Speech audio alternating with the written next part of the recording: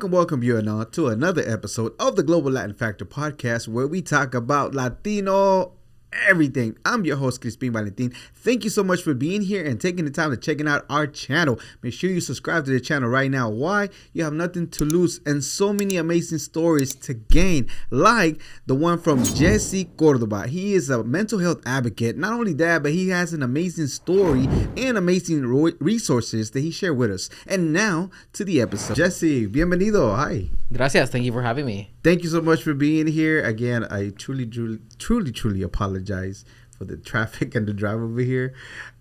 I think people don't realize how bad it can get about 5-ish, 6 o'clock. So sorry about that. No, it's all good. You know, it's worth it, and I've been wanting to jump on your podcast for a little bit. So I know, you ask every time I go over there. And then if you ever want great service from Jesse at the Kava Bar in Fort Worth, $5. $5. Hey, shout out to the Kava Bar Fort Worth. So, yes, thank you. Come visit.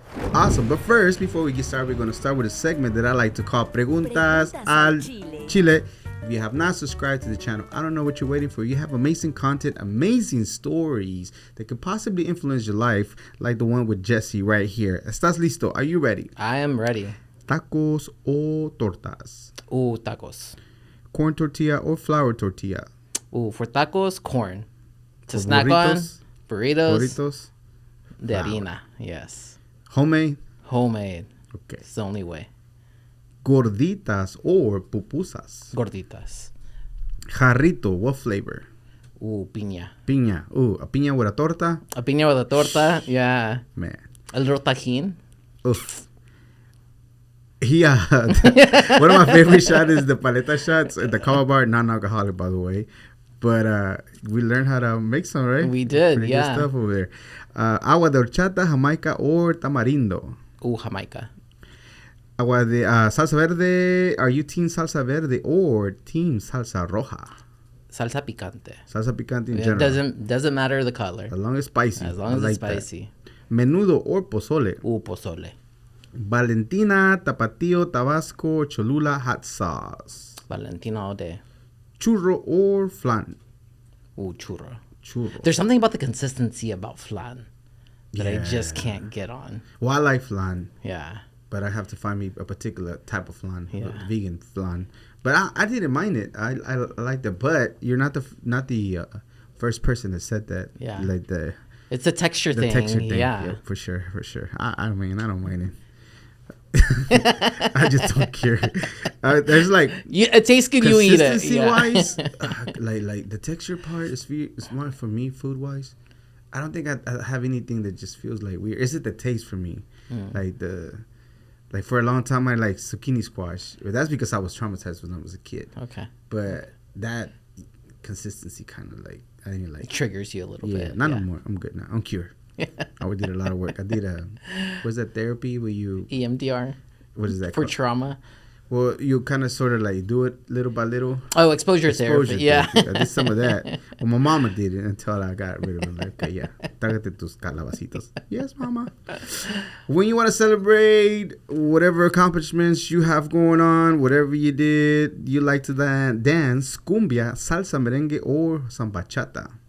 Cumbia, salsa, and just like straight up Tejano.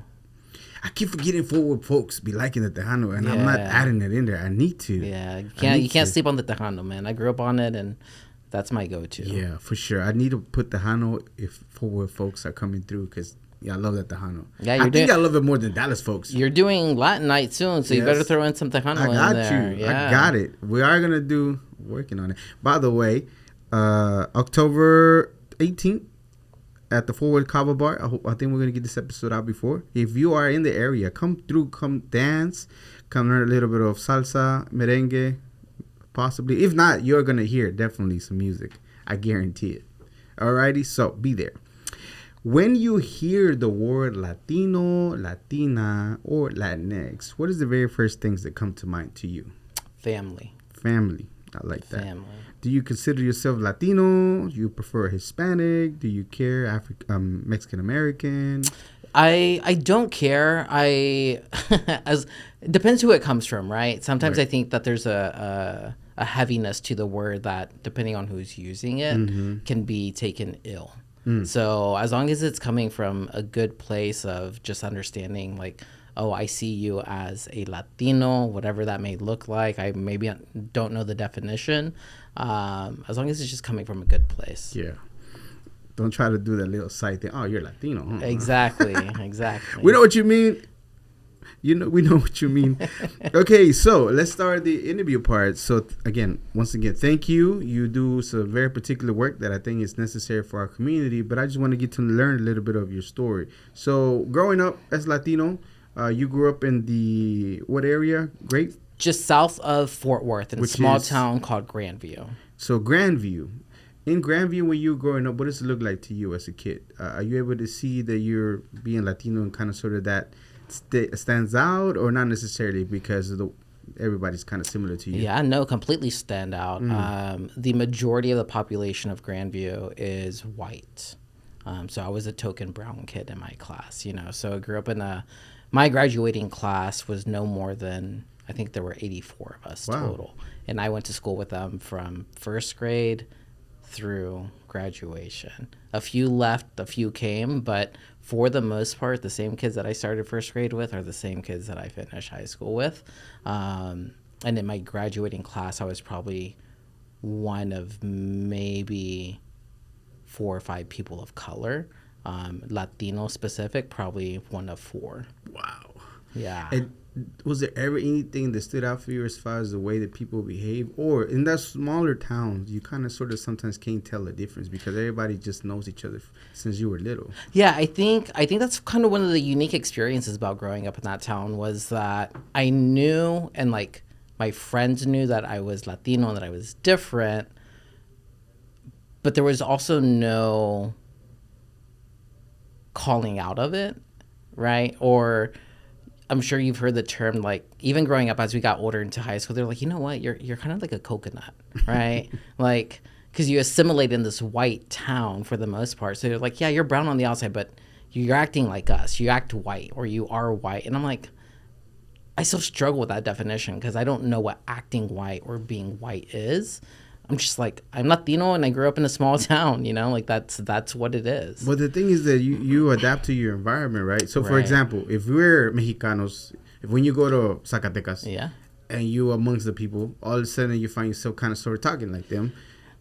It's the same thing. If it's all you hear and that's the way they act and so they express themselves, you kind of like get involved in that same thing, and you kind of get influenced, and without even knowing that you're doing it, you are doing it. You are acting a certain way per se, but that's just who you are, right? And I think that's that last part, right? It's like that's just who I am, right? Regardless, at the end of the day, of where I'm hanging out, my personality is going to be my personality. And maybe for them it's just like, oh well, you don't speak. I remember this one instance it was my senior year of high school, and I was hanging out. I was in band. And it was after graduation, and we were hanging out in the band hall, and this one younger classman, Latina, came up and interrupted me and my other friend Valerie, and we were just talking. And she directed herself towards Valerie and was just like, God, you just think you're better than us. Like, you think you're the Latina that's better than everybody. Completely like side posing me. And Valerie's just like, what about him? Like there's a Latino like right here. I'm talking to another Latino, like, yeah. And they're like, oh, he doesn't count. And I was just like, what does that mean? Exactly. Why? Why do I not count as Latino enough in this setting, in this space? Of those 4 people. Those 4 people that are there. Oh, and I'm the only one out of all of them that consistently went to Mexico, that knew Spanish, that, was really embracive of the culture. But for some reason, when people looked at me in school, in high school, I wasn't Latino.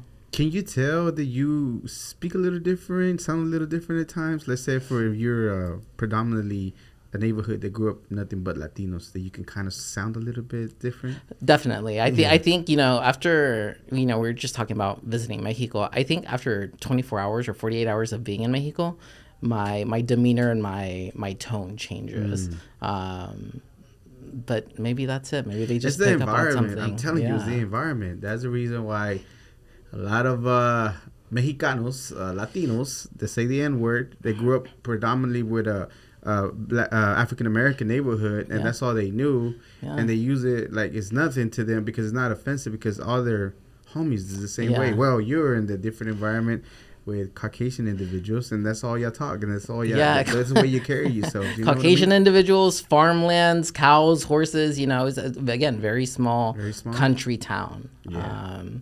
And I will say though, I don't hear the country. I don't hear the But I will say, even growing up in that kind of smaller town, in that country town, I really didn't experience racism either. That's right. Cool. Again, it was just very, maybe there were some, comments here and there growing up, but that's going to be anywhere. What were the ones that kind of sort of caught your attention that you were saying something funny? Just, you would hear the term wetback every now and then, and maybe not directed at me specifically, but you would hear it. Okay, here's we're going to pick up on the conversation with Alyssa because you were one of the good ones. Not you, but them. Yeah. Did you ever understood that or had that type of conversation? Oh, no, we're not talking about you. We're talking about them. Yeah, absolutely. But not knowing that you look just like them and you go to Mexico just like them and you have parents that might have gone through the same journey. I get it on both sides. I got it growing up here on the, but you act different. You don't act. You speak English. You speak English, right? You don't act hood. You don't act, right? Like they have this perception of Latino or people of color are supposed to be less than, or that's all the TV though, or thuggish, or that's all the TV. It's TV. It's what they're picking up on social media and this poor projection of us. And so when they're talking about that community, or talking about people like us, you get excluded, right? Because they know you differently. They don't see that side because you don't. That's not real life, right? And so you're different. And so they say, "Oh, I'm not talking about you. I'm talking about the other ones." But it's crazy that they cannot put you there too, and think that all of them just act just like you. Yeah. Their mind is that just because we don't see you all the time and we interact all the time, that you must be different. Right. You must be like they paint you on the news or on the TV. Not like all of them talk like Jesse over here on this side as well. Right. Yeah. That's crazy. But then when I would go to Mexico. Oh, we do it too. Right? We do it too. When I would go to Mexico. It's not okay. I'm saying, but we do it too. Right. It goes both ways. I would go hang out with my friends in Mexico, and it wasn't necessarily that they would say that I acted white. It was, eres bien fresa. Te crees mucho, right? Fresa is very preppy. And in the region where I grew up, that's what they call preppy. Te crees mucho, you think you're all that. Yeah, you think you're all that. Eres muy fresa. Eres muy particular, right? You're very particular. Yeah, you're very particular. You're very, the way that you present yourself, like you don't.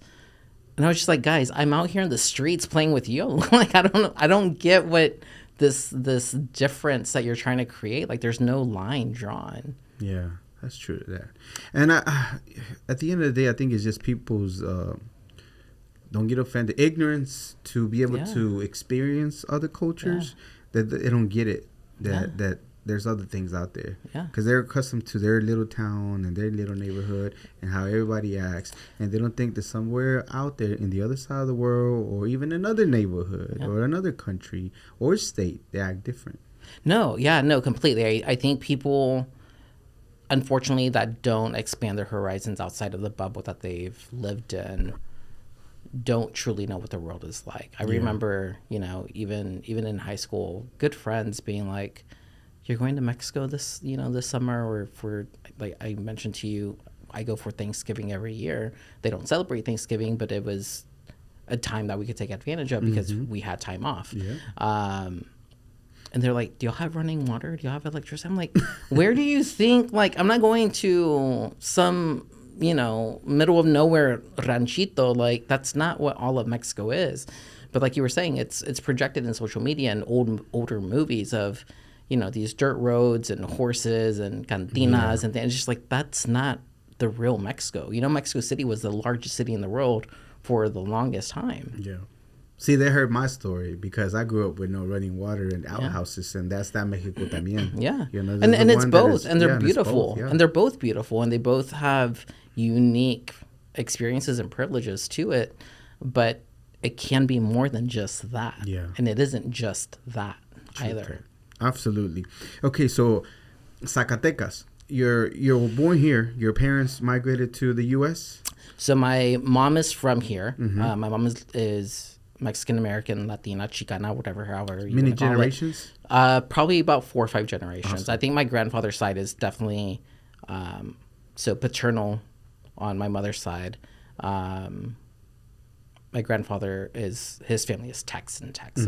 For as far back as we can track it. Since it was Mexico back in the day. Since it was Mexico back in the day, yeah, even before Mexico, right? Like Yeah. whatever it was beforehand, that we can track it back that far. My dad is from Mexico, Rio Grande, Zacatecas, migrated when he was 18. So I get the privilege of having both worlds. That's awesome. Yeah. So, do you remember your very first trip to Mexico, Zacatecas, as a kid? And then the earliest memories. So what did you used to experience when you got over there, and what it felt like being there, living life a few days over there and experiencing all that? Yeah, it's kind of a funny story. I don't remember my first time. So I think my dad specifically, took me when I was maybe a year and a half. I wouldn't remember it either. Yeah, but he took me, and my mom didn't go. So it was just me and him, and went to introduce me to his family, right? Because they hadn't come up to the U.S. And so it was an introduction of me. And my poor mom on the back end was just like, she had never been to Mexico before. And she hadn't been with my dad very long either. She's like, este señor mexicano se acaba de llevar mi hijo a Mexico. I don't know if they're going to come back, yeah. So thankfully I don't remember that experience, but I've been going since I was probably about a year and a half. Nice. My earliest probably remembrance of that is probably around 3, just playing with the cousins.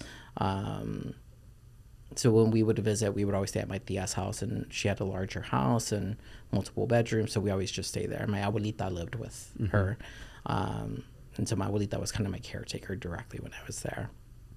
And yeah, I just remember, again, like playing with the kids on the streets and being outside and escondidas and just running around until the night lights came on, and just experiencing that fully. What about the community in general? Just interacting with your tias and your grandma. How did that feel for you? Yeah, very good. I was super close to my grandmother, to my abuelita. It's funny because whenever we would reference family, internally with my parents, my abuelita was my abuelita, and my grandma, my mom's side, even though she's Latina, I would never call her abuelita. That was grandma, and I had abuelita. That's how I distincted the two. But I was super close, and to this day, we're in a group chat. We check in on each other. Like I said, I try to go once to 2 or maybe even 3 times a year. Yeah. We're all just super close, very close knit family, and my mom has had some health issues along the years, and my tia, my dad's sister. My mom has probably 11 siblings. Ooh. My mom's one of 12. On my dad's side. Right? Yeah.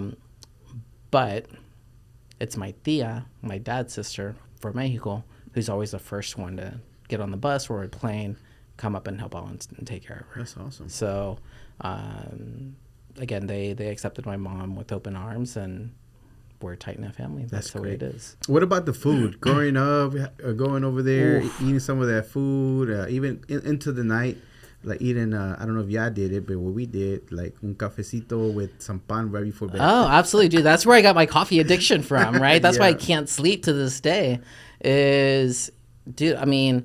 On our street alone, we had people, outside of their houses selling tacos, selling gorditas dorados. I don't know if you ever had gorditas dorados, but like they literally just deep fry it, right? And then they stuff it after that. It's just so good. And the salsa, and my grandmother, my abuelita, was a great cook. Homemade tortillas, you could always smell them in the kitchen going. De arroz, de maíz or de harina. De harina, yeah. Flour. In el norte, they do it. Always. Also, everything, right?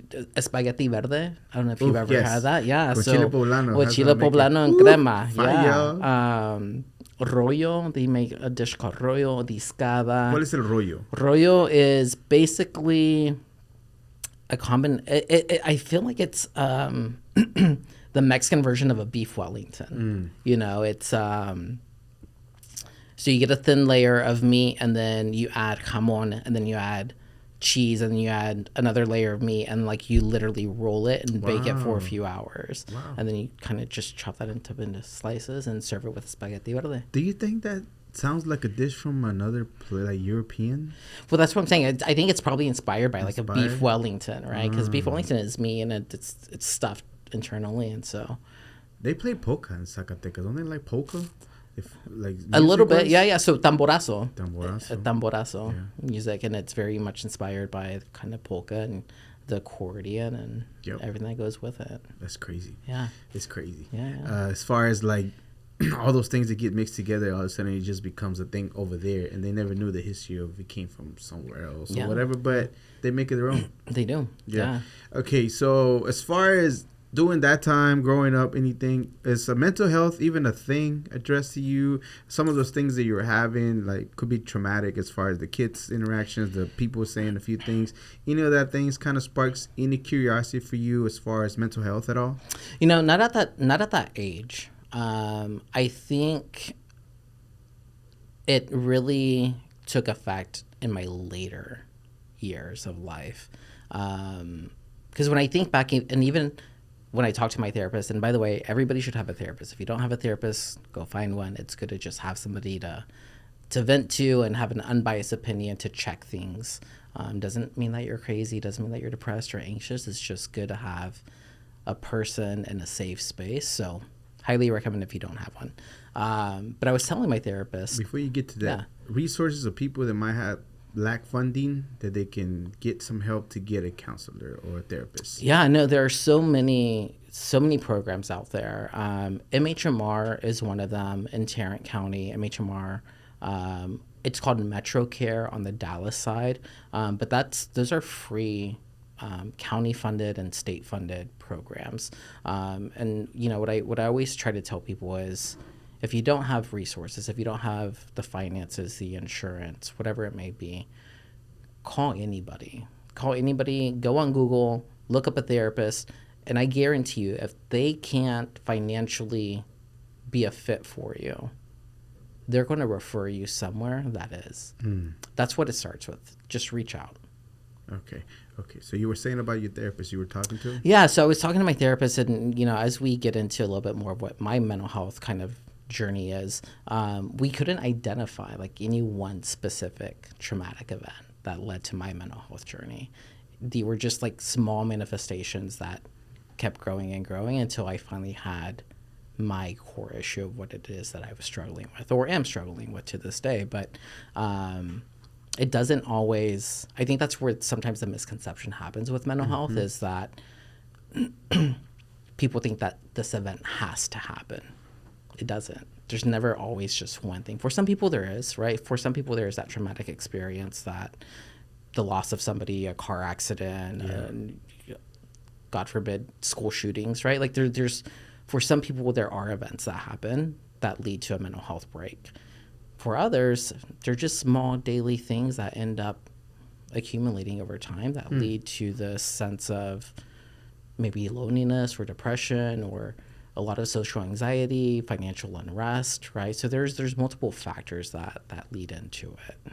When is it that you have something that stands out that all of a sudden you need to be able to reach out to the doctor to see something's not right, something doesn't seem okay? I don't know if you told your parents and they were supportive of that, but anything that happened at that time? Yeah, so for me, my specific journey. And if you want to share, you can. If you're not, I'm respectful of it. But no. With the intention, if anybody was to go through it, can decipher what's going on, hopefully it will help them out. Yeah, no, I'd love to share. I think because I think it's one of the topics that we specifically don't even talk about in the Latino culture, or even as men. Yep. So my specific journey is recovery from an eating disorder. And so my eating disorder developed really my senior year of high school, freshman year of college, which was a perfect time, right? Because I moved away from home. I could do things in secret. Nobody was checking on me. So I had the opportunity to really engage in eating disorders. For me specifically, that was anorexia and bulimia. And nobody had any idea, right? So Wow. at the age of 18, my senior year in high school, it started off as fasting for Lent. I gave up meat for Lent. So I became vegetarian for those 40 days. Told myself that I'd try to eat meat after those 40 days, didn't like it, so I stayed vegetarian. Well, that continued to manifest and, well, I started to drop weight. And then I started exercising, and then I started losing more weight and more weight. And the one thing that I think we, as not only Latino culture, as a society in general, we always compliment people's figure. Yeah. And so when you're getting positive reinforcement of, oh, you look great, mijo, right? You're losing weight. You're so much thinner, this and that. It creates this or propels this mindset of, I'm doing what I need to be doing. Right. And so I had that for many years in college. And some people knew, but it was very much, I have the personality type of, you're not going to tell me what to do, right? Like, I know what I'm doing with my life. If I don't ask for your opinion about it, don't give me your opinion. Was there any dysmorphia that you were seeing? Oh, absolutely. Okay. Yeah. I mean, I was checking myself in the mirror 5 times a day, pinching, grabbing, seeing where I could still lose weight. Wow. I became obsessed with numbers, how many calories I was burning, how many miles a day I was running, what the scale said.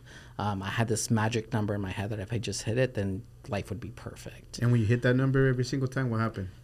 Life wasn't perfect. So you want to go for more, right? And so then, again, it becomes even more than the eating disorder. It becomes an OCD, right? Like obsessive compulsive behavior, right? In the sense that it is a compulsion. You eat something, the immediate thought process or the obsessive thought process is, oh, I'm going to gain weight. So the compulsion, the behavior that follows is purging, right? So it's eating disorder, yes, but it's also OCD, and then it's perfectionism, and then it's anxiety, and then it's depression, and then it's body dysmorphia. So they all kind of just roll into one thing. How many years did that go until you got help? So again, some friends knew, right, from the beginning all the way through now.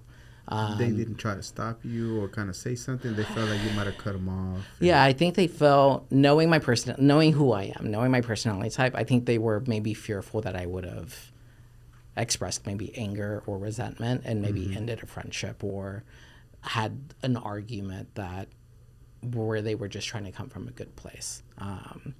But when you're in your disorder, when you're in that state of mind, you're protective, right? You're defensive. And so I can understand why they wouldn't. So it wasn't until COVID, 2020, what year was that? 2020? 2020. That I was 28. I don't even know how old I am anymore. It was... Like, you tell me, but I don't know. Can you just put a number, 25? Yeah, it was maybe even a little bit later, but every year with my eating disorder, I would tell myself, next year will be better. Next year's going to be my year. Next year I'll be healthy. I'm going to surpass this. When I'm 30, it's not going to be an issue anymore because I'll be more mature, right? Like it'll magically just go away. So you knew that something was not right? Yeah, I identified, I knew, and to this day I still know that it's not right? Like I know I have a disorder, or I knew that I was engaging heavily in this disorder, but I didn't care.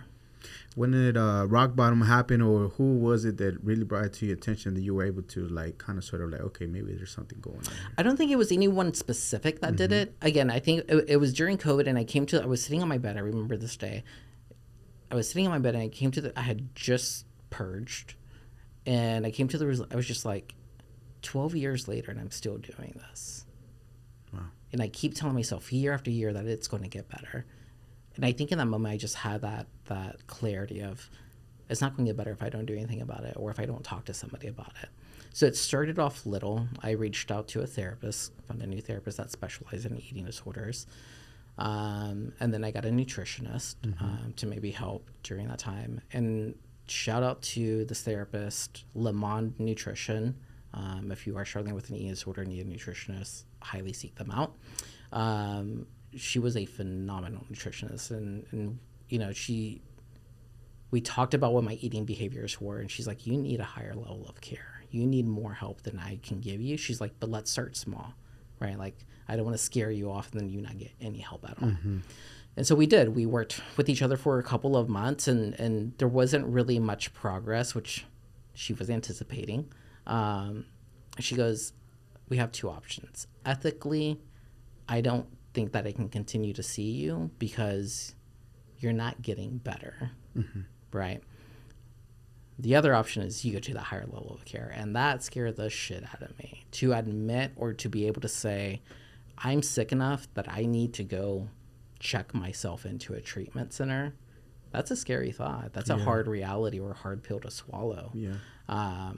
So shout out to her for being persistent and making me, she's like, just make the phone call. She's like, even if you decide not to go, let's get a different opinion of somebody who's clinically trained to give you an assessment and let them determine if you're sick enough to go or not. Mm-hmm. And I was like, okay, that makes sense. Was your health plummeting at all? That's why she was concerned, or she knew it was coming in the horizon that would have been worse? I think she knew that it was coming in the horizon. And that's a tricky part about eating disorders too, mm-hmm. is that it's hidden so well. And in my mind, I thought I wasn't sick enough, right? Because I would go get my yearly physical, my lab works. Everything always came back normal. Everything was fine. But that's why eating disorders are so deadly, because they're kind of in stealth mode.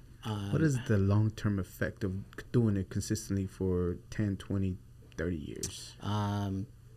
So from a dental standpoint, tooth decay, right? Because if you're purging the acids, from an internal just kind of body standpoint, tachycardia, a lot of heart issues, because you're kind of in the sense of purging, you're forcing your heart to do a lot. Kidney failure, liver issues, a lot of just GI issues in general. GI, gastrointestinal, right? So stomach issues. Me, bro. A lot of gastrointestinal issues, esophageal issues, acid reflux. So there's a lot of components. So eating disorders outside of eating disorders are the number one cause of death within mental health. Wow. I did not know that. But people don't talk about it enough, right? It's always suicide. It's always suicide, or my mind is thinking depression that leads to suicide. No. Eating disorders. Wow. Yeah. Okay. And so she saw, I think she foresaw that in the horizon. Like, if this kid doesn't get better, not even kid, I was a grown-ass man. She's like, if he doesn't get better, then these are the health issues that I know he's going to face. So I made that phone call to a treatment center, and I did the assessment. And they're like, you need to get your ass into treatment.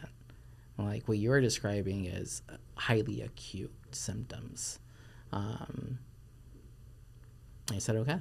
What does that mean? You have to literally check yourself in for some time? Yeah. So I shout out to the treatment center. It's called Alsana, one of the greater ones here, and they're nationwide and have several facilities all over for adults 18 and older. But that level of care is residential care. And so you're there from anywhere from 30 days to 60 to 90 days. My specific kind of length of stay was about 65 days in treatment. And at that point, that's when I told my parents. Even the whole time still hidden. They don't know anything. They don't know anything. Even after you have checked into the place, they don't wonder where you're at? No. So I told them before I went to the place. I was still working with the nutritionist, right? I had been working with the therapist, but they didn't know any of that. How do they take it? Especially your father, being Mexicano, the way we think or act sometimes. Yeah. I'm one of those people. I'm going to kind of backtrack the story a little bit. When I communicate with my parents are very loving, open-minded. My dad, being Mexicano, he himself isn't machista. My dad grew up without a father. My dad's father died when he was 8 years old in a tragic fire. And so I think my dad's kind of parental approach and was longing for a father. So my father's always been like a best friend kind of dad. Awesome. And just really supportive because I think that he lacked that and he identified that. So my first kind of instance in telling my parents hard information or hard things about myself was my coming out. Right. So when I came out as gay when I was 18, I wrote them a letter.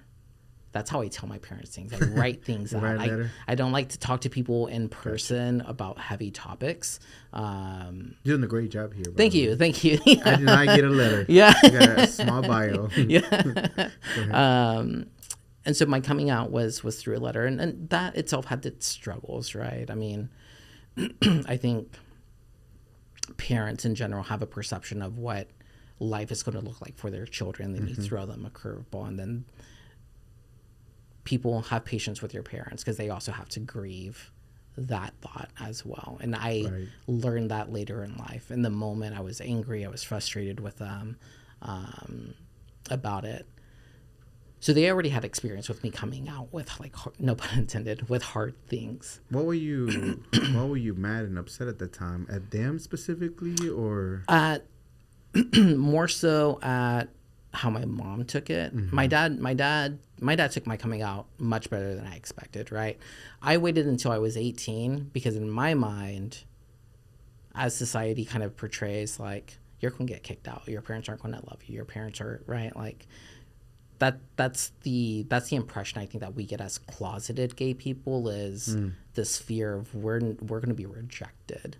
And so my thought was, I'm going to wait till I'm 18. I've been accepted at college. So if they do kick me out, I at least have a plan, right? Like I'm going off anyways. You got a plan. I got a plan. And it wasn't that. My dad is my best friend, and his words to me were, I can't protect you, in the sense that he knew I was going to have a harder life than most people, right? Like, I can't protect you from the hate or the things that people are going to say about you or things like that.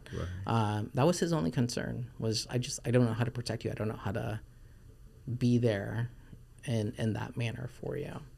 But it was never an issue. My mom, on the other hand, we were raised Catholic and Pentecostal. My mom grew up Pentecostal, so a little bit more on the heavy Christian side of things. Yeah. So I think for her there was that kind of just sense of, and I think a lot of parents do this, I failed as a parent, right? Did I do something wrong? You know, and not that it's selfish. I just think that that's human nature. You just kind of bring that on. And she took a little bit more of that kind of religious stance on, like, it's a family secret. Let's go to church. Let's talk to the priest. And I'm like, you'll tuck it out of you. I was just like, man, they ain't gonna tell me, you know, like, they ain't gonna tell me nothing, right? That I haven't already thought about, prayed about, tried, whatever. The thing, like, I mean, I don't know if your mom, but in general, I feel like that you're abandoned by God if you're gay or something. Yeah, right. And so I think for her, it was a place of fear, right? Again, kind of similar to my dad. It showed up differently for her, but similar to my dad, it's just like, how do I save him? How do I make sure that he is saved, or that he is okay, that he is protected? Her save was you making it to heaven. His was different from the world. From the world, right? And so hers was, I don't want to say moral because it wasn't that, but it was, it was this religious component to it. And it took a couple of years. And then I remember coming home from college one day, and she was just like, hey, did you see that your cousin is getting married? I'm like, yeah. To another girl, right? And she's like, oh, yeah, no, good for them. And in that moment, I got hot. I was just like, oh, good for them. But me, your son, you haven't been able to tell me or express to me that, like, that we're good now, that we're okay. But that was her way of saying, like, gay marriage is okay. Like I hope that you get to have that one day. So that was her way of, like, slowly accepting what the reality was. So your cousin was a girl married to another girl? Yes. Okay, Yeah, so that was fine. Yeah. Not that I was fine. I think since a couple of years had gone by, I think my mom was doing her own work behind the scenes that we weren't talking about. I think she was, just grappling with the reality of it, and ultimately came to the realization that it's fine. Like there's nothing wrong. There's nothing different. That's cool. And I think her way of saying like, oh, your cousin's getting married to a girl, and like, that's cool, right? Like we're good. I'm an ally, right? Like gay pride, I think that was her way of doing that. And they can, and I think they struggle just as much as we do as their children of like, how do we have these conversations? Yeah. Now we get to the second hardest conversation. Second hardest conversation. And sure enough, I wrote a long ass message via WhatsApp because I'm in a group chat with my parents. And so I send them this long ass message, basically, hey, since I was 18, I've been struggling and hiding this eating disorder, and I've always done a good job of hiding it, but I'm at the point now, even more than ever, that like I'm realizing I need more help than I can give myself. And so, and I said all of that, and I was like, by the way, in 4 days, I'm jumping on a plane, I'm going to California, and I'm checking myself into treatment.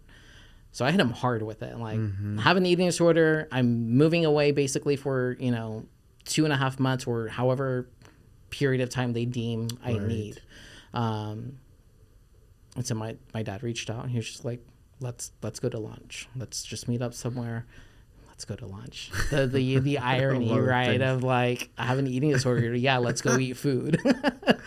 Let me feed you, right?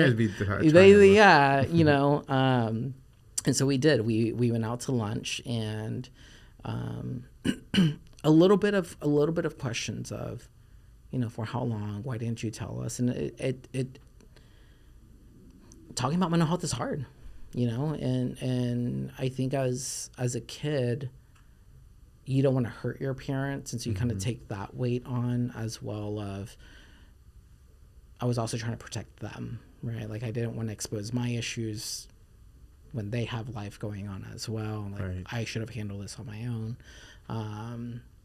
But they had been super supportive, and they're like, well, whatever you need, like, do we need to pay for treatment? Do we need to fly with you to California? What do we need to do to figure this out? And so I was like, nothing right now. Just love me. That's all I need. I just need love and support in the best way that you can show up. And so I did. I jumped on the plane 4 days later, went to California.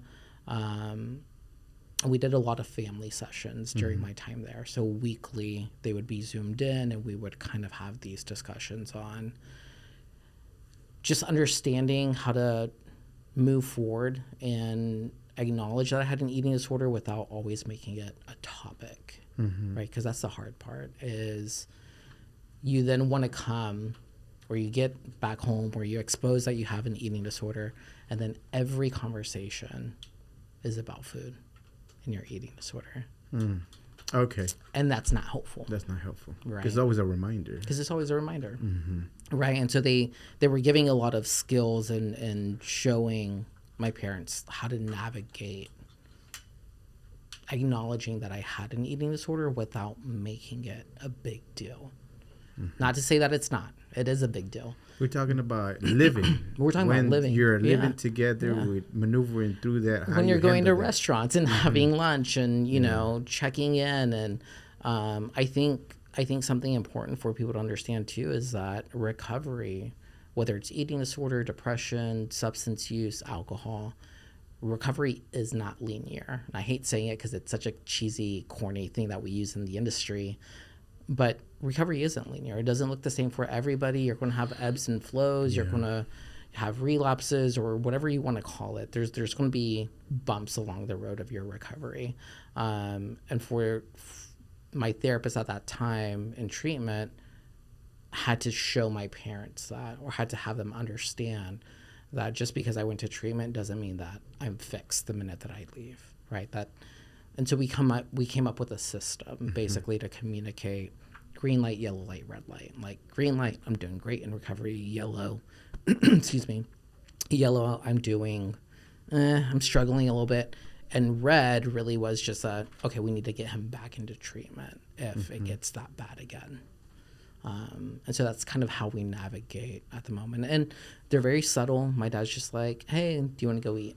Right? Or a reminder message of, hiciste un licuado? You know, like, did you have something today?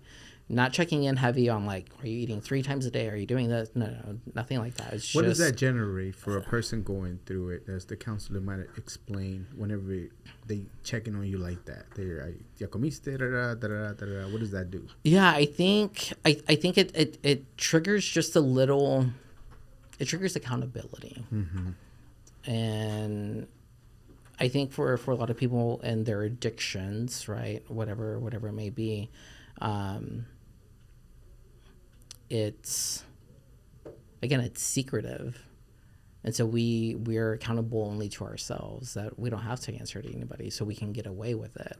The minute that you start letting loved ones know that are there for you and want to be your support system, they're going to call you out on it.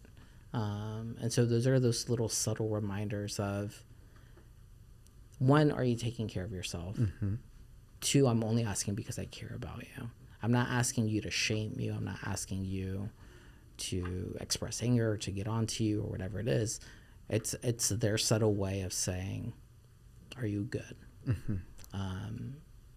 And we, as the person in recovery, we have to acknowledge that too, that we are cared for. And this is somebody's way of just showing that support to us. Yeah. And not have that resentment or anger for them asking.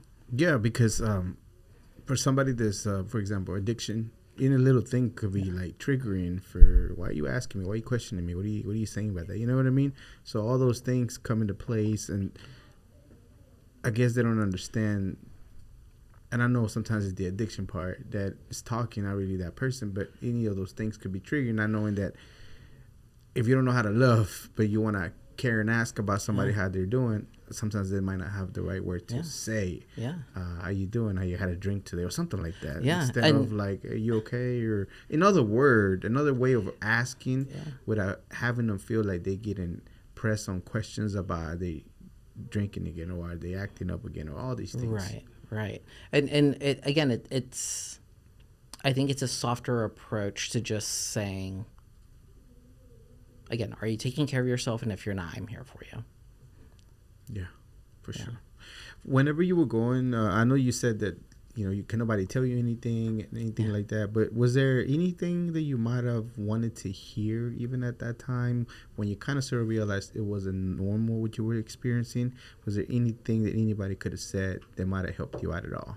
Yeah, I think just in general, right? I think as a Latino culture in our families, we're real quick to give kids or people nicknames, right?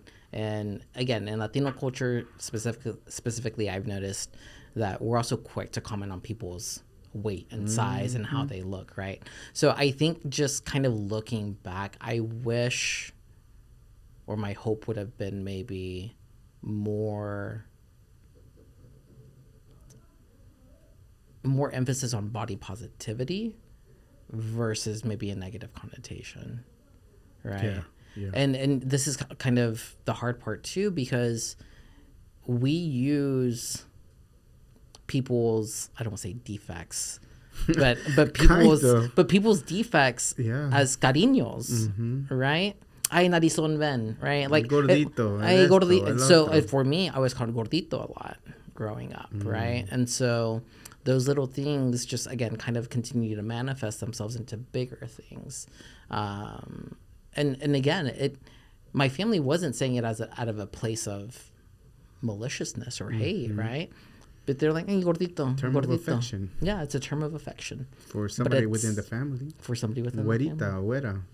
Güera. Other things you don't know. Moreno, right? Or negrito. Yeah. It's just common. Yeah, very common. And again, not that it's negatively implied to be anything mean, but those things matter. But just like you said, linear care is not for everybody. Not everybody's going to take those compliments or those little cariñito positive the same way. And it could be a negative effect on them later on, Yeah. So that could because you plant seeds, right? You're like, oh, I am gordito. Like, I didn't think about it until you said it, right? Like, I was just a kid playing with other kids, right? And so then somebody brings awareness to it, and then it plants a little seed, like, oh, I am a little bit bigger than the other kids. And then as you get older, you continue to gain weight, and so you're like, no, I am bigger than other people. And so then it becomes this thing, and it could become part of their identity too, right? Absolutely. Which is not healthy to be bigger than that, because there's longer terms. You know, I always think of the comedian Fluffy? Gabriel Iglesias, Fluffy. right? Like they call him Fluffy.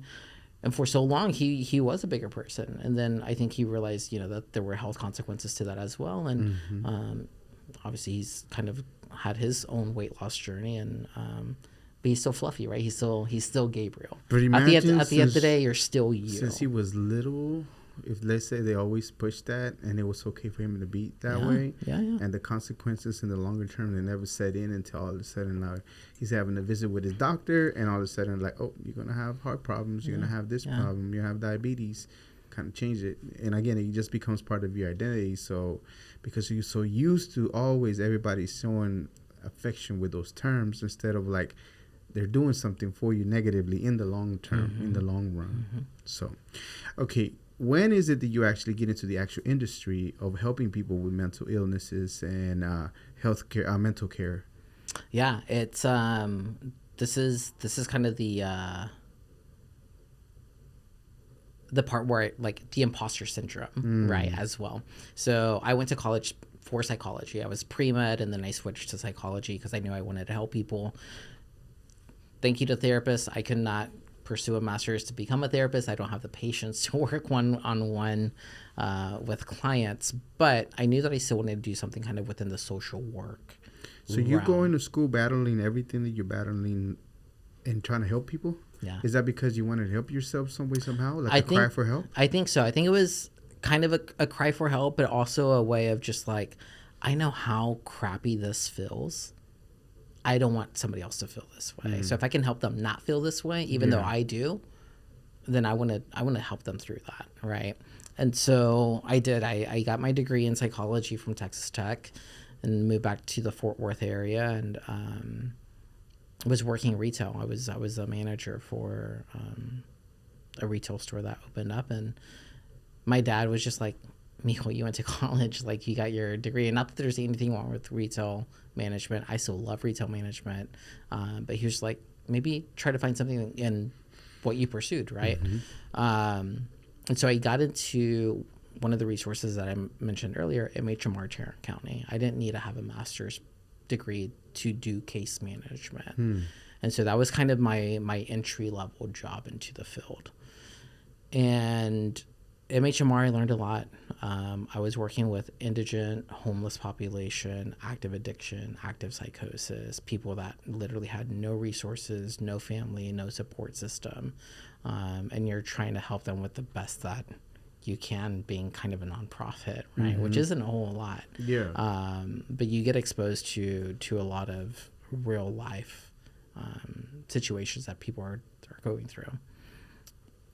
And then my career just kind of went on from there. I worked for an inpatient acute psych hospital, which is crisis stabilization for people that are either actively in addiction needing detox or are having severe acute mental health issues, active psychosis, suicidal ideation, so deep in their depression or anxiety that it's preventing them from just accomplishing simple daily tasks, right? Wow. Like that level of care.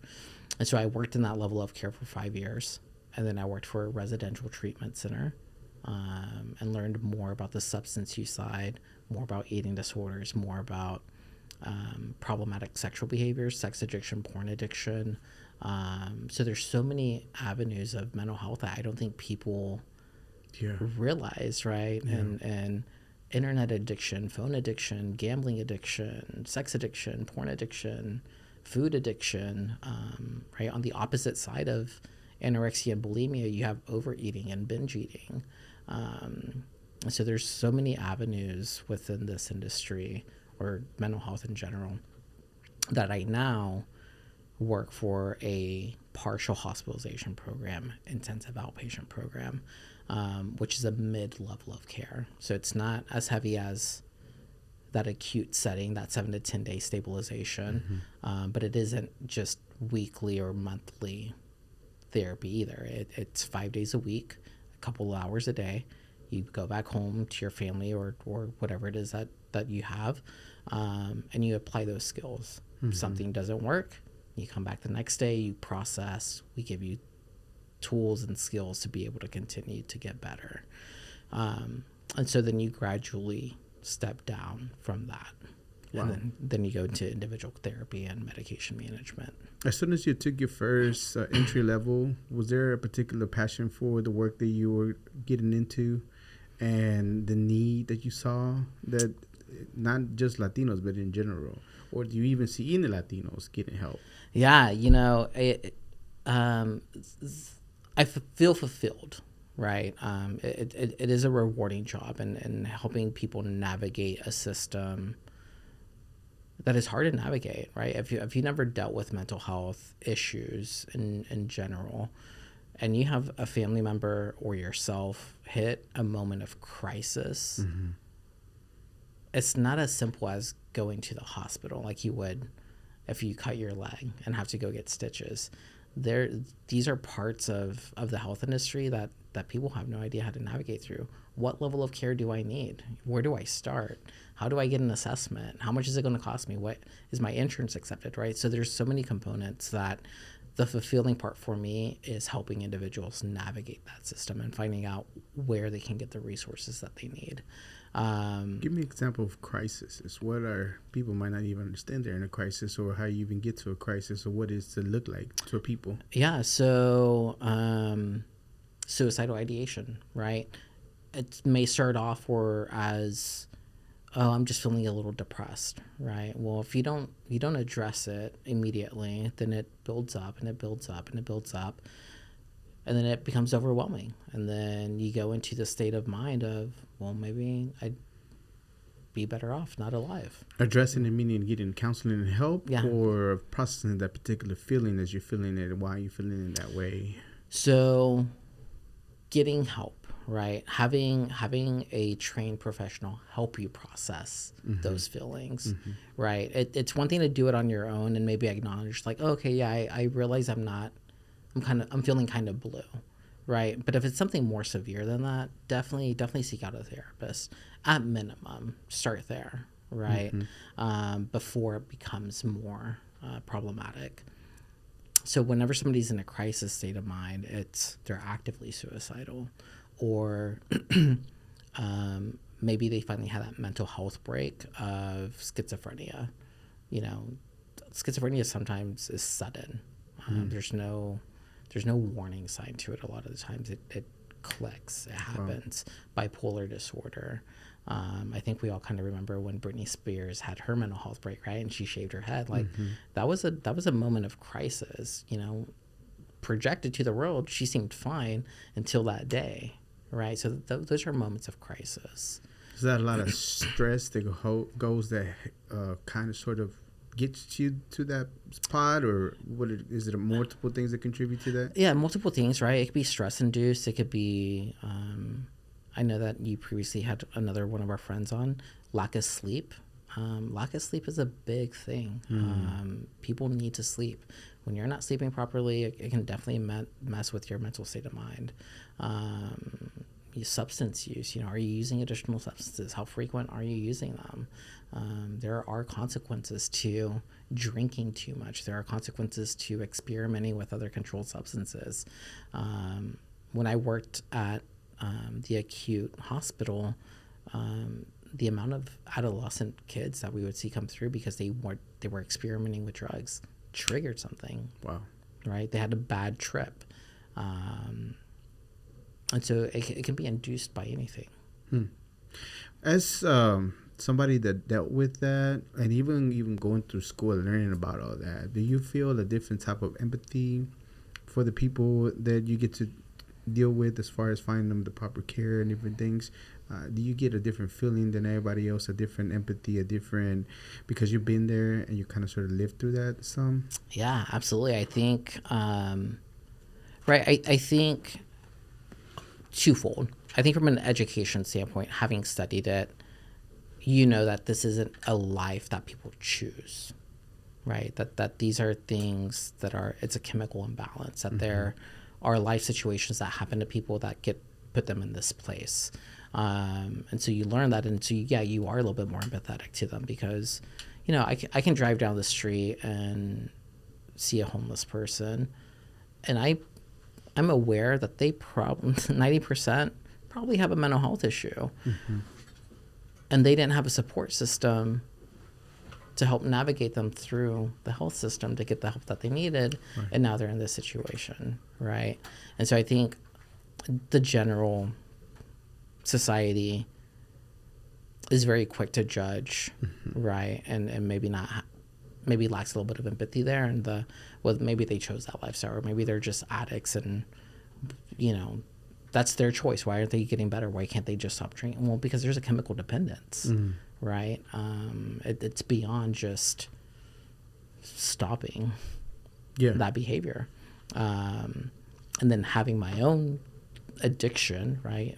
A food addiction, or addictive behavior. Even more empathy, right? Because I can acknowledge I know what you're feeling. I may not know your exact situation, but I've been there and I get it. Yeah, because other people, again, it's easy to say just stop in this, but if you've never been there and experienced some of those things that you don't even realize what's happening, that it's easier to say to stop instead of you having to know that you can't stop, even if you wanted to. Yeah, you know, I laugh because at this point in my life, you just kind of have to laugh at certain things. Me and the group of individuals that I was in treatment with, one of the clients, his addiction was binge eating and overeating, and I think he was the only one in a group of, I think there were like 10 of us. The majority of us, 8 of us, were more so on the anorexic, bulimic side. He was the opposite spectrum, right? Like, we were food avoidant. He loved food. He wanted to eat food. And I remember sitting in group one day, and he was on the spectrum. So, you know, his social awareness and social cues, he didn't really perceive those a whole lot. He just kind of said what was on his mind and wasn't really aware of other people's feelings, and not in a negative way. It's just, he was on the spectrum. And that's fine. But we were sitting in group, and he's like, why don't y'all just eat the fucking food? And, you know, and all of us were like looking at each other and look at him, and we're laughing like, if only we could answer that. If only we knew why we couldn't eat the freaking food. Oh my God, that's why we're here. That's why we're here. And so I think, right, so I think people assume that it's just that easy, you know, and there's just, mental health is just so complex. And again, what may work for me as little tidbits of recovery mindset may not work for another person with the same exact issue. We're wired so different. We're all wired so different. Right? Even our come up in our lives, the way we grew up, the environment, our physiology, physical part as well. Everything is just so different. That, you know, it's just medication might do this for this person, but not that for that person. That talking to this person might do something for this person, but nothing for that other person. It's crazy. Yeah, and then you have the cultural elements too, right? Of for Latinos, like an eating disorder and Latino, like, we're so food based, right? I mean, everything's about food. Gathering and eating. And so, right, and so you try to blend in, and you're trying to hide things, and they're going on, and you don't exactly know how to talk about them, so you don't. And so everything gets shoved down. What is the percentage of Latinos that have, I don't know if you ran into some numbers about the percentage of Latinos that have eating disorder? You know, I haven't come across specific numbers, but during my time of like pursuing recovery, I did kind of look up a lot of things. There's, I found a resource, and I'm going to blank on the name of it right now, but I found a resource, and it's a Latina, and she struggled with an eating disorder herself, and she kind of created this support group. It's an online support group, because she identified there's other Latinos that have this issue, right? Like you said, we're the culture that at 9 o'clock at night, 10 o'clock at night, it's having cafecito with pan. You know, post dinner, right? Post dinner. and post dessert, También. yeah, right? So like there's always kind of food, and so I think within the Latino community specifically, because we are so centered around food, it's even less talked about because the expectation is to just partake. Yeah. For the Latino community in general, what can they do to better help with this particular issue, especially identifying, let's say, again, for you, it went unnoticed for a long time, for a few close friends might have known, but is there any kind of particular signs you can kind of sort of look for? And maybe just kind of ask a few questions like, are you okay? You need Yeah, something? no, definitely. I mean, right, not to reinforce the societal behavior of already commenting on people's figures, but if you notice somebody dropping weight or gaining weight like substantially very quickly, just check in. Hey, you doing okay? Right? You don't have to comment on their figure, but be aware that there might be something there. Be vulnerable and talk about your own feelings. I think that's why people shut down, is because, my environment, the people around me, they all seem fine. Everyone seems okay. Well, how can I be the only one that's broken? Right? And so I think that as a community, we just need to talk more and be vulnerable about where we are. Not to say that everybody's depressed or anxious or anything, but that we all have struggles. I mean, we're all living in this world together. Like, we all go through struggles, some more severe than others, but just talking about it. Yeah. To the Latino men specifically, get over the machismo, right? Like, you remember that show? I remember growing up is Lo que callamos las mujeres. Creo que sí. Right. I think I remember slightly, pero creo que sí. Yeah, it was like a telenovela and like things that women specifically go through. And keep quiet. And keep quiet, right? Like that, the things that women keep quiet about, right? Yeah. Behind closed doors, relationships, friendships, whatever it may be.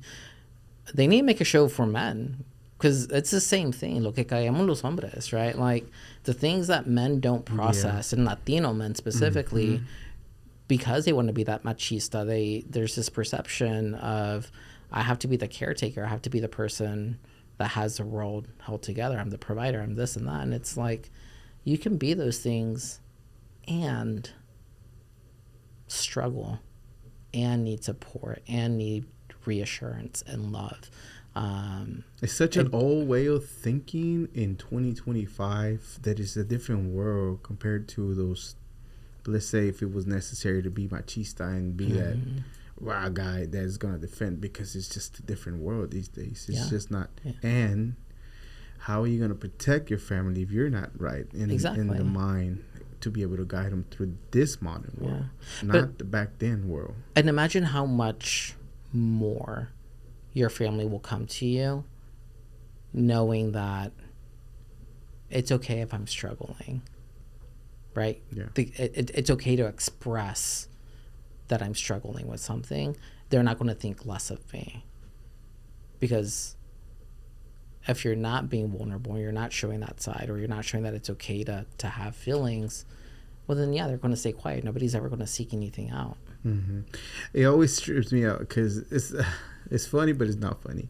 Whenever you see those gentlemen that are late at night drinking and all of a sudden they break down crying because they had so much and now they can't hold whatever traumas, issues they had going on.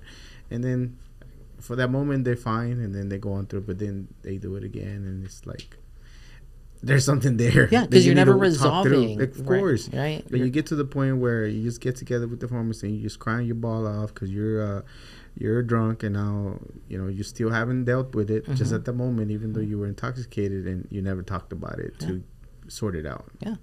And that's what leads to addiction, right? You're using a maladaptive coping mechanism to not deal with what you need to deal with. Right. What else can the Latino community do as a whole for mental illness, mental awareness, be better educated as in this modern world? What's going on? How can they help their family and their loved ones? Yeah. Again, education. Education is the biggest thing, right? Don't be afraid to research what is depression, what is anxiety. Not everybody doesn't know everything, right? So if you're unsure of the definition of something, look it up. right? Just educate yourself on what mental wellness is. Again, have conversations. Just even as a parent or as a friend, just check in on your friend. Just, hey, how are you doing? Like, the world's rough right now. I think we all know that. And we can all acknowledge that 2025 isn't the best year, right? And it's okay to talk about that. It's okay to say, again, how are you doing? Like, how are you doing financially? How are you doing stress-wise? Like, how are you doing job-wise? Little conversations will lead and amount to more vulnerability and bigger conversations. Awesome. When you were driving on your way over here, I know you sent me a few questions. I think we kind of sort of touched on all of them, but is there anything in your mind that you stood up and like, I hope he asked me this, or I hope we touch about this particular subject? Anything in mind? I think it was about resources, right? I think just the general idea is that help is out there. Just start somewhere. I think that's my biggest push or hope out of this conversation today is that people can acknowledge that there is help out there for them. Whether you have insurance or money or not, like, there are things and programs in place to help support you. I ran into this gentleman that, because I remember one of the conversations we had is that places, rehab centers and things like that don't have Spanish-speaking individuals or counselors. Excuse me, but I ran into this gentleman over Wednesday that knows a place that provides, and I'm going to put his information on the description of this, provides help in Spanish and also counseling in Spanish. Yeah. And he's saying certain phrases that I'm pretty sure they're related to you, but I don't understand what he's talking about. But related to the counseling type, certain ways of the things that he addressed. Yeah, no, absolutely. There are plenty of resources that are primary Spanish speaking. There aren't a whole lot of higher levels of care, like acute stabilization, hospitalization, but what they do have is interpreters, right? So though a group may not be in primary Spanish, if we speak English and our parents don't, they're going to use an interpreter to help bridge that gap. And there are plenty of counseling practices, psychiatrists that are Spanish speaking. So again, don't let language become a barrier to access to care. Yeah, and if you can shoot me some of those websites that you told me about, so I can put them also on the description. All right, we're running short on time. But before I let you go, all your social media, if you want people to follow you or not, where can they reach you at, or any other thing that you want to promote? Yeah, no. So Instagram is Psyjac, PSYJAC. I created it in college, and I was studying psychology, and I was like, all right, Psy for psychology and my initials. So Psyjac on Instagram if you want to follow and connect. And I'm always happy to connect and share resources. So if you are struggling with something and you don't have a direct number for me, by all means, reach out to me on Instagram. We'll give you resources that you need, or at least point you in the direction where you can get the help that you need. And then I'm going to shout out where I currently work. It's Mind Above Matter. We are a PHP IOP program in DFW with locations in Keller, Fort Worth, and a couple of school districts. We do free mental health assessments. So if you are struggling and you're unsure of what level of care you need, call us, get a free assessment. We'll let you know what level of care you need, and we'll point you in that direction. All right. If you can shoot me that number, I'll be happy to plug it in also in the description. Saludos. Any saludos, shout outs that you have for anybody? Shout outs to Kava Bar, right? It's been a great little community. I have been sober for about a little over 18 months now, and congrats. I think it's a really good community that we have there, and it's not just for people that are in recovery, right? I don't consider myself in recovery. I just consider myself being a sober person at the moment, and there are a lot of different individuals, and if you're wanting to take a break from alcohol, it's a great little place to hang out and just have time to socialize. Yeah, absolutely. Definitely need it. Is there an important lesson that you learn doing the work that you do that you would tell your younger self that will help somebody else out? What would that be? As far as something that you like, man, I wish I would have known this lesson sooner so I can help more people out. What would that be? That you're loved. That you're loved. Ask for help. Get rid of that mind block that you're going to be viewed differently. Just know that you have a support system. Yeah, absolutely. Love is one of the only things that you can do when somebody's going through an addiction. Yeah, because they're ready for you to judge them. They're ready for you to point a finger. They're ready to you to combat them any other way. And when you don't, and you just be there, that's the best thing you can do. Yeah, you don't have to be a mental health professional to be a support system to somebody. Just be there. Yeah. Even just to be a shoulder to cry on, right? Or to just hear them talk and let them vent. That's all it takes. It's just knowing that you have somebody in your corner, judgment free. Absolutely. And do you feel, as far as being an advocate for mental health and spreading awareness about mental illnesses, you think it's your calling, or is there something else that you're still seeking for yourself? No, I definitely think I foresee myself doing this type of work and advocacy for a very long time. I'm actually in the process of creating a nonprofit to help individuals, specifically Latinos, who are lacking resources and funds to get the help that they need. So I'm hoping to launch that next year. And so that is another side passion, but mental health advocacy and addiction recovery is definitely my passion. Absolutely. Yeah. Usually throughout my days, or sometimes I say something along the lines of, I'm not immortal, I am mortal, and I will die one day. Not to scare me, terrorize me, or anything like that, or bad juju, but it's a real thing in life, right? We're not here forever. We're definitely going to go one of these days. But with that, it helps me hurry up and do things. With that, I wish you a very long, prosperous life. After everything's said and done, what do you want people to think and feel about your life?